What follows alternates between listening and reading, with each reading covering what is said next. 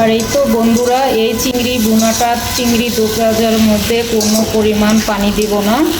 এই চিংড়ির থেকে যে পরিমাণে পানি বের হবে এটা দিয়েই ভাজা ভাজা আর এইভাবেই শুকনা করে রান্না করা হবে আজকের এই চিংড়ি ভুনাটা।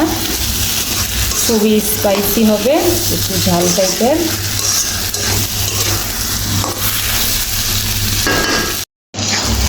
দেখো গাইস, একদম পানি ছাড়া এই চিংড়ি মাছটা ভুনা করা হচ্ছে। এইভাবে চিংড়ি মাছ ভুনা করলে খেতে অনেক ভালো লাগে, একদম ভাজা ভাজা করে টাইপের রান্না করা হয়। এইভাবে দো পাঁচু খেতে অনেক মজা লাগে।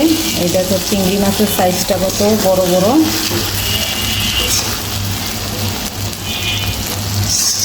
একটুও আমি পানি দেইনি, শুধু এই চিংড়ি মাছের পানি দিয়েই চিংড়ি মাছটা সেদ্ধ করে ফেলেছি।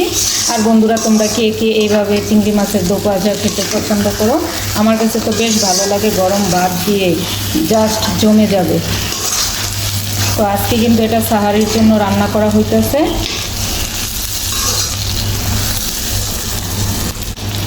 তো গাইস দেখো, তেল আর মশলার পরিমাণটা কি সুন্দর ভেসে উঠছে। আর দো পেঁয়াজও খাবো তাই বলে তো তেলের পরিমাণটা একটু বেশি হবে। তো এইভাবে খেতে কিন্তু অনেক মজা লাগে। তো রান্নাটা কমপ্লিট হয়ে গেছে, এখন আমি নামিয়ে নেব। আর শুধু এখন গরম ভাত দিয়ে খাবার পালা।